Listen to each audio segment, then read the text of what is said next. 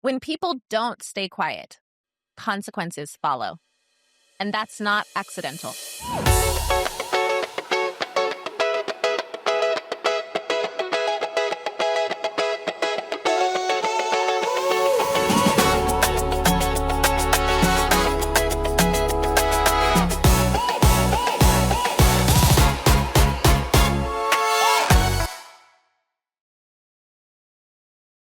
Welcome back to the Revolution Resolution.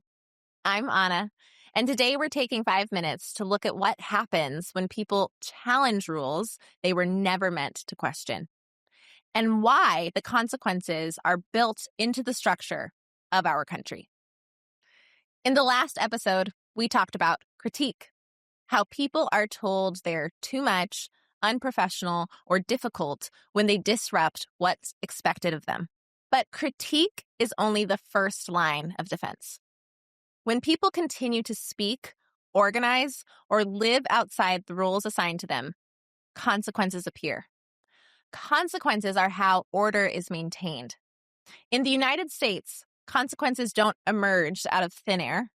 They are produced by decisions that were made, written into law, upheld by courts, enforced by institutions, and normalized through culture. A worldview that has been protected for 250 years. Sometimes consequences look subtle.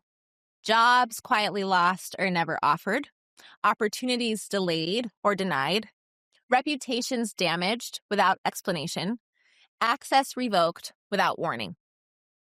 Other times they are unmistakable. Surveillance, criminalization, punishment upheld by courts and law enforcement, violence excused, minimized, or left without accountability. Different forms, same function.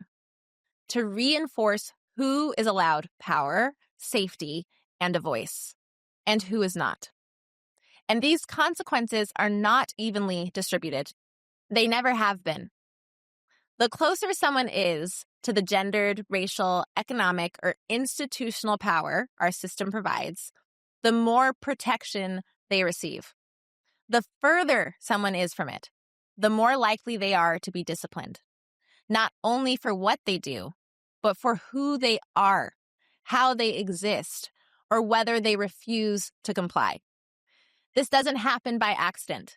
It was written into law. It was upheld by courts. It was reinforced in workplaces, schools, families, and communities. And it has been passed down for generations as just the way things work. Consequences work best when they feel personal instead of structural. When people are told, you should have known better. Well, that's the cost of speaking up. That's just how the world works. You brought this on yourself. Responsibility is quietly shifted away from the system that produced the punishment and placed onto the individual who experienced it. Over time, people adapt.